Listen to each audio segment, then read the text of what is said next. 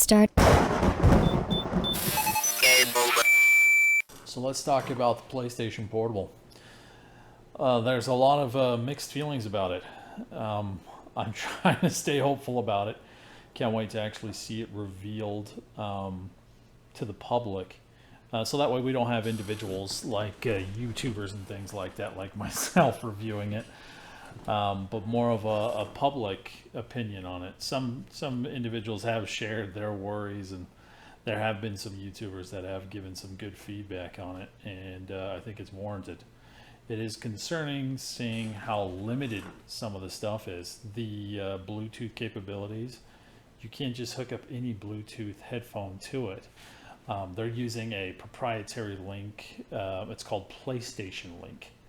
It's proprietary technology to where it won't let you use maybe even old headphones you had, the old PlayStation headphones for like your PS5 and things like that. So it's this new proprietary tech that's supposed to make it a better experience and less lag.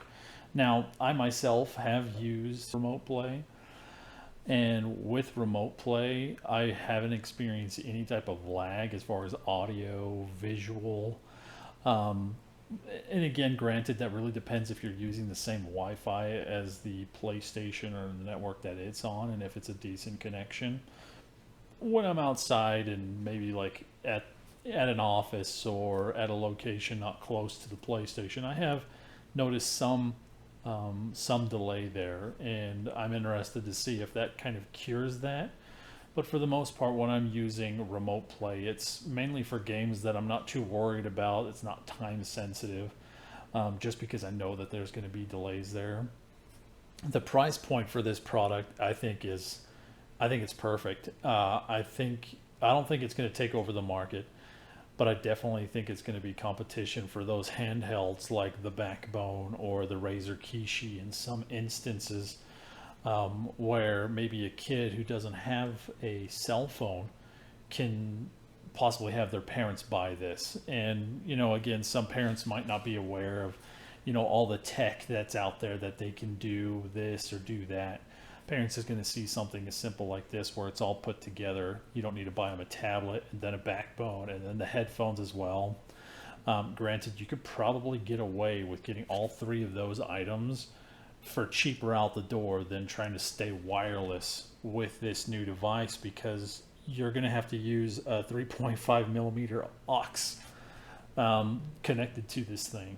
But if you want to be wireless, they have two headphone sets that are strictly right now exclusive to this device, and they cost, for the wireless earbud ones, those ones cost 200. And then the nice PlayStation Elite headphones, those ones cost 150, which I thought was a little strange, because it just feels like you're spending more on for less. I guess that's how it seems. But I'm guessing the technology and maybe these earbud style ones are really good. But if you calculate that into the cost, if you take that and factor it in, you're going to spend $200 for this device. And then if you actually truly want it to be a wireless experience, you're going to be spending another $150 to $200. So you're spending around $400 to $350 for this device and headphones. So once you start getting to that price point, looking at a really good tablet that can do multiple things and not just strictly streaming the PlayStation 5, really looks more appealing when you think about it that way. And using maybe those Razer Kishis or the Backbones and things like that. That's going to be... It's really up to how well PlayStation tries to, I guess, make this thing work really well outside of your home Wi-Fi. Because if it doesn't, I don't see a lot of advantages here. The biggest point that I think that they have at this point is probably the controller functions, like the haptic feedback and things like that. But other than that, there's not much else they're offering. You've got something that's dedicated strictly to the PlayStation 5. Again, I don't believe it's going to stream to PS4. At least they haven't indicated that, so I guess more details on that. Waiting on that. But that's on another downside. Like if you have a PlayStation 4, you can do that with your tablet, phone, computer, and that's something else that kind of reverts back to something that I recently purchased, and it's the PS Vita. This device, I guess, is the original PlayStation Portable, and this device is great. With this attachment, you get all the functionalities of the controller. I can play all my PlayStation 4 games on here, and along with that, it's got way more functionalities than just streaming. And I think this is what everybody was really hoping for, is to see something like this come out, at least like a second version of it. But it doesn't seem to be the direction PlayStation's going. And I had a friend bring up a great point, and that's if this handheld doesn't do well, it could mean that the PlayStation Vita 2 might not be a thing.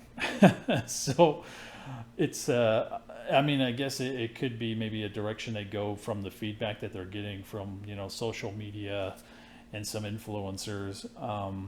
But I do worry that some of these influencers are just panning to PlayStation and not truly giving their real thoughts on the matter, because this device, you can just read the comments. Everyone's kind of singing the same tune, and it's just, this is not what the audience, their target audience, wanted. Now, granted, they've experienced something similar with the PlayStation VR. Now, I don't know the profitability on that. I guess you would have to look at the numbers, and maybe I can find that out later. But I would imagine the amount of investment that they've put into these products, they would have to turn a profit.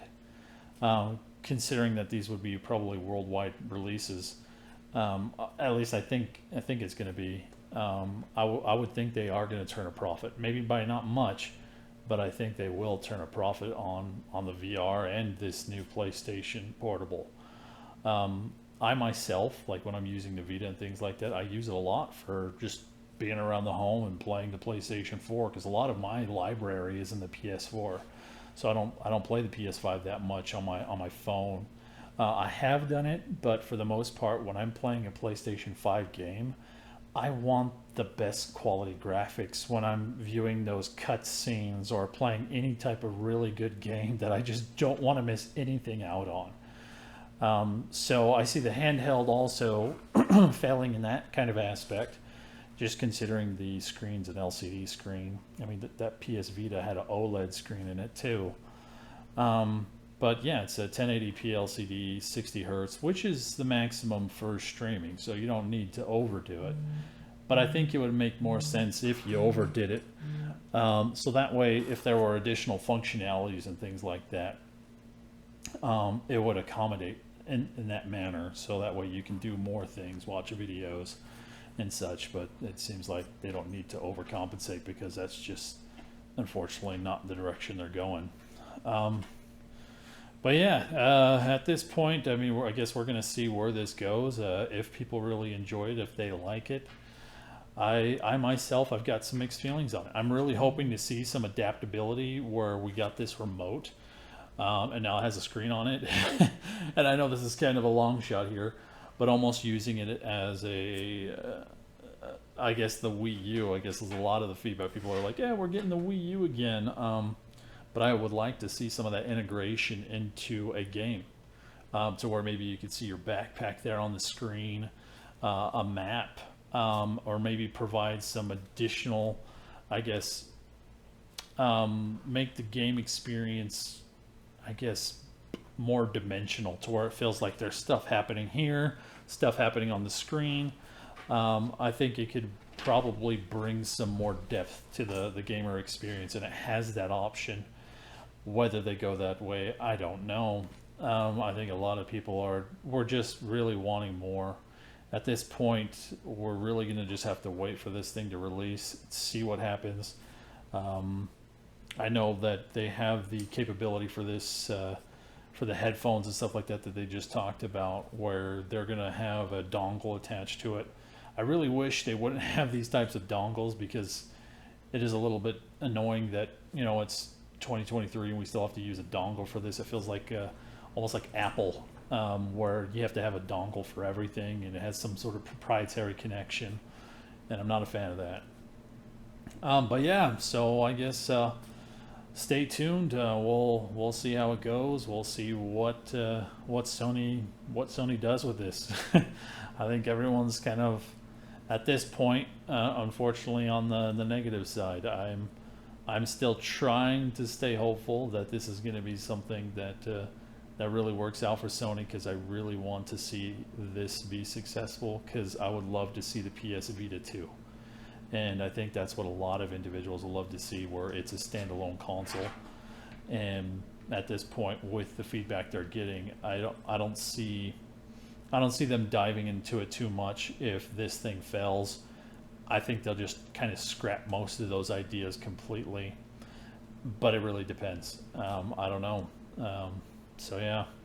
But anyways, that's my take on this, and hopefully, if you do consider getting one of those, give me kind of your feedback down below as far as whether you plan to get one, why, or if you don't plan to get one, why not. Try to be a little bit more descriptive than what I've already kind of indicated as to why you probably wouldn't. and maybe pick up the PS Vita, especially if you have a PlayStation 4. I think this thing is phenomenal. I love this thing. I'm glad I picked one up. I got mine online. I got this for, I don't know, it's like $140, I think. And it came with some games and stuff like that, but that's a phenomenal device, and I was really hoping to see something similar. But if not, get a Vita for now. If you got a PlayStation 4, most of your library's on there anyway, and you're the same as me, PlayStation 5 should be played on, your best TV with the most hertz. I've got an LG C2, and I really enjoy playing the PS5 on there, and I wouldn't go any other way. But I know some of us don't have that privilege. So, but yeah, let me know your thoughts below. Thanks. See you guys.